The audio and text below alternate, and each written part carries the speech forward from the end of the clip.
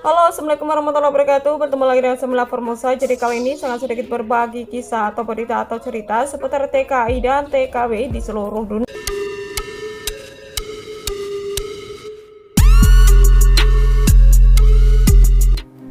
Berita yang pertama adalah kesalahan majikan. Dua TKW Taiwan ini malah dapat surat dari pengadilan.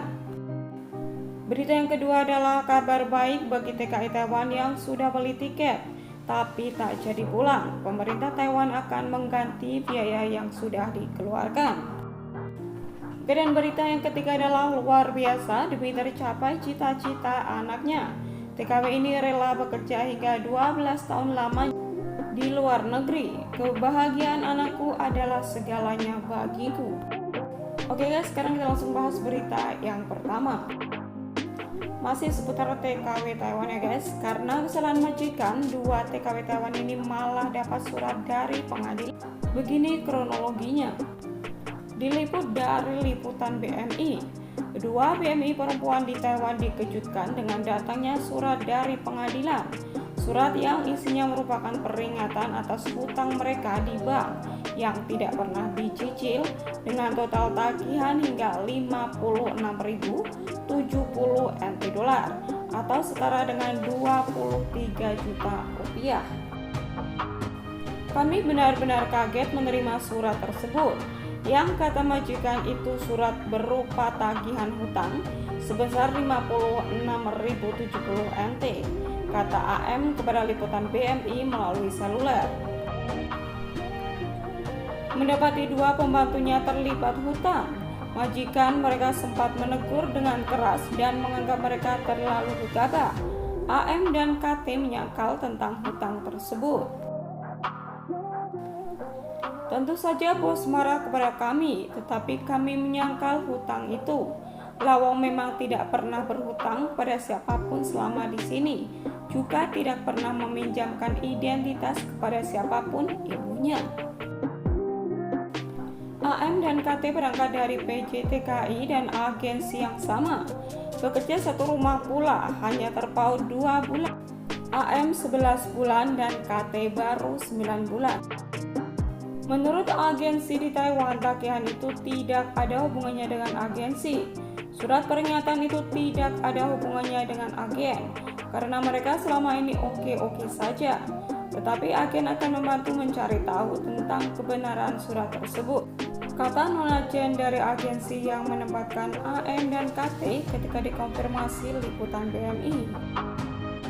Sehari kemudian AM dan KT mendapat pemberitahuan dari agen bahwa surat tersebut adalah surat tagihan biaya keberangkatan mereka yang seharusnya dicicil tiap bulan selama 9 bulan.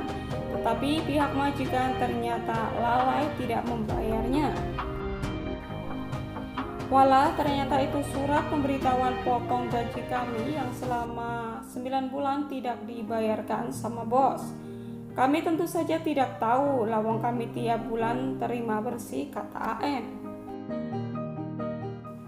Seperti diketahui, potongan gaji buruh migran perempuan atau TKW untuk biaya pemberangkatan memang ada majikan yang menyerahkan ke agen untuk membayarkan, tapi banyak juga yang dibayarkan langsung oleh majikan melalui transfer bank. Kejadian yang menimpa AM dan AT ada kemungkinan majikan terlalu sibuk atau lupa untuk mentransfer uangnya. Belum diketahui kebenarannya, kami sudah terima omelan dulu. Ternyata karena bos yang teledor. Nasib pembantu selalu salah, tapi ya sudahlah. Kami lega sudah tahu duduk persoalannya dan bukan kami yang salah, pungkas AM. Jadi kronologinya begini guys, Mbak AM dan AT ini adalah seorang TKW Taiwan yang bekerja di satu majikan atau satu rumah begitu. Dan mereka itu setiap bulannya harus menyetorkan hutang keberangkatan ya. Jadi kalau kita berangkat ke Taiwan ya untuk PRT itu kita ada hutang sama bank guys, yaitu selama potongan 9 bulan. Nah setiap bulannya kita itu akan dipotong berapa persen dari gaji kita yang nantinya hutang itu akan dibayarkan lewat bank seperti itu. Tapi ada juga sebagian yang majikan itu memberikan uang itu ke agensi dan nanti agensi lah yang membayarnya ke bank. Ada juga yang majikan sendiri yang mentransfer atau membayar hutang tersebut. Tapi di sini adalah si pihak majikan ini dia bilang katanya dia akan membayar sendiri, tapi ternyata kenyataannya sampai 9 bulan ya, jadi cicilannya tidak dibayar sama sekali. Nah, akhirnya ada surat peringatan dari pengadilan bahwa hutang selama 9 bulan itu tidak terbayarkan, yaitu sebesar 23 juta rupiah. Nah, awalnya si majikan itu langsung memarahi 2 TKW tersebut, guys. Tapi mbaknya ini dia tidak merasa bersalah ya, dia tidak merasa berhutang sama seseorang, dan akhirnya dia juga langsung telepon agensi.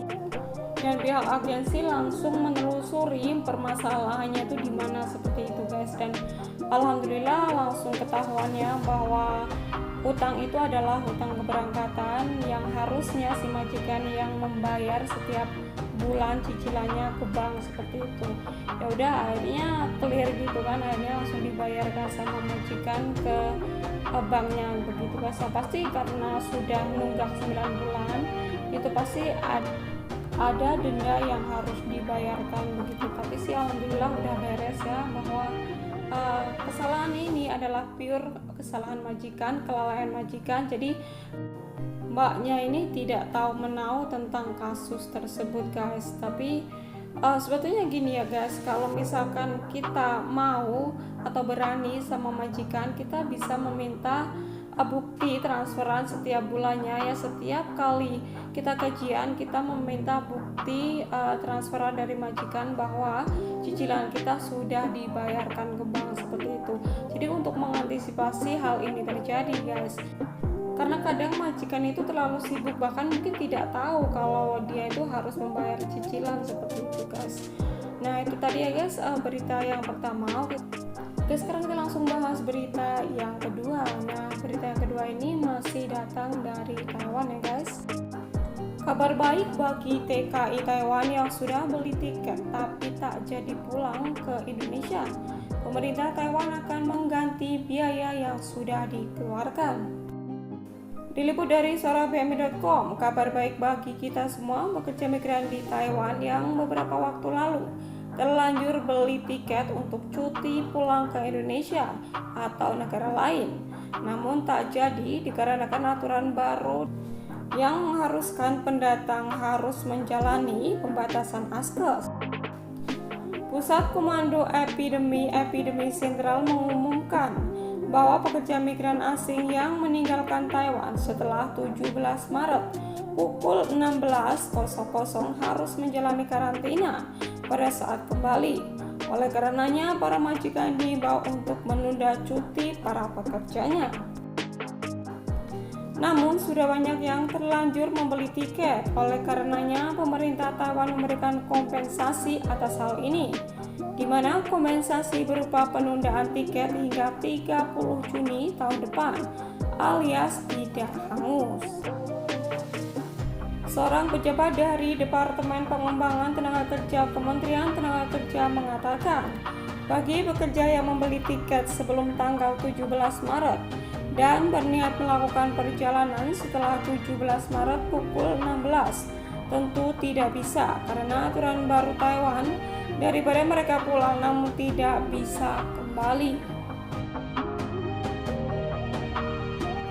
Kompensasi akan diberikan bagi yang mengajukan permohonan dengan melampirkan dokumen voucher atau tiket yang relevan. Jika tiket sepenuhnya dikembalikan, maka tidak ada ganti rugi atau kompensasi. Nah, ini kabar baik ya, guys, yang teman-teman kemarin sudah terlanjur membeli tiket dan tidak jadi pulang cuti ke Indonesia, itu bisa mendapatkan kompensasi atau ganti rugi dari pemerintah Taiwan. Tapi itu tadi syaratnya harus melampirkan dokumen atau voucher atau tiket ya, guys, sebagai tanda bukti seperti itu. Jadi nanti kita dikasih pilihan ya, apakah kita akan meminta uang atau akan meminta tiket di kemudian hari apabila kita ingin pulang cuti ke Indonesia. Yang pasti harus menunggu keadaan stabil dulu ya guys. Nah, bagi teman-teman ini diperhatikan ya, kalau misalkan mau minta ganti rugi atau kompensasi bisa langsung, atau mungkin kalau belum paham bisa telepon agensi dulu untuk meminta ganti rugi seperti itu guys. Nah itu tadi ya guys berita yang kedua. Oke, sekarang kita langsung membahas berita yang ketiga. Luar biasa demi tercapai cita-cita anaknya, TKW ini rela bekerja hingga 12 tahun lamanya di luar negeri. Kebahagiaan anakku adalah segalanya bagiku. Terlilit hutang 95 juta rupiah membawa Asri Sunarti terbang ke luar negeri untuk menjadi tenaga kerja Indonesia atau TKI, atau sekarang disebut pekerja migran Indonesia. Misinya saat ini mendapatkan penghasilan demi membayar hutang. Jadi Mbak Asri ini ya, dia itu bekerja ke luar negeri dikarenakan berniat untuk melunasi hutangnya sebesar 95 juta rupiah. Jadi beliau nekat untuk menjadi TKI ke luar negeri dikarenakan terlilit hutang hingga puluhan juta rupiah. Misi pertama menjadi TKI demi melunasi hutang telah berhasil. Selain itu, penghasilannya sebagai TKI membuat wanita asal Boyolali, Jawa Tengah ini sukses menyekolahkan anaknya hingga sarjana. Anak Asri yang pertama sudah sarjana, sekarang buka warung makan. Lalu anaknya yang kedua bekerja menjadi pramugari. Tutur Asri ke Kedutaan Besar RI di Singapura minggu lalu. Profesi TKI yang digeluti sejak 12 tahun yang lalu itu telah membuat keluarganya hidup layak. Penghasilan sebagai TKI bisa membeli 3 sepeda motor, gerobak, dan renovasi rumah hingga 100 juta rupiah. Itu semua berhasil diraihnya lewat kerja keras. Gaji pertama Asri dulu 280 dolar Singapura dan sekarang 650 dolar Singapura. Jika bernasib baik kadang ada tambahan honor dari majikan, jadi sampai 800 dolar Singapura didapat per bulannya.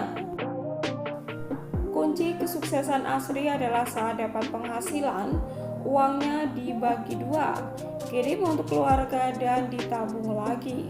Kebiasaan menabung pun diajarkan kepada 2 anaknya. Dulu setiap kali memberikan uang untuk kebutuhan sekolah anaknya, bila ada sisa Asri mengingatkan agar ditabung.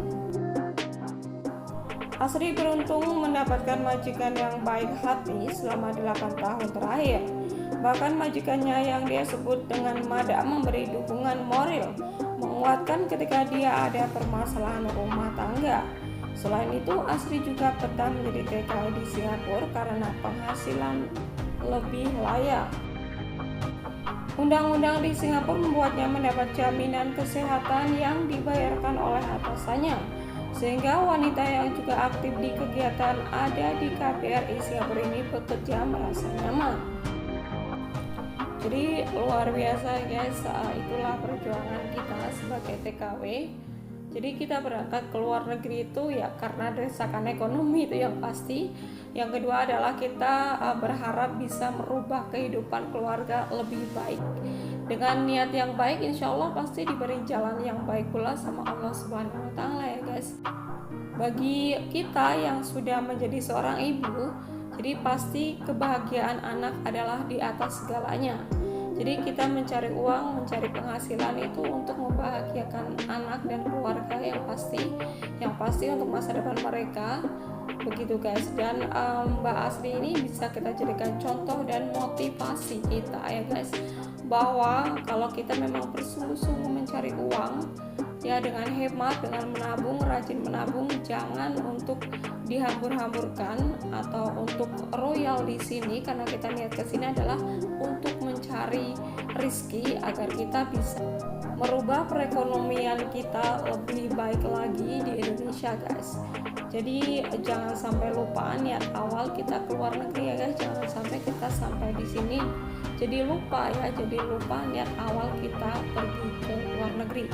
Nah itu tadi ya guys, berita dari saya, semoga saja bermanfaat ya. Jangan lupa like, komen, dan subscribe.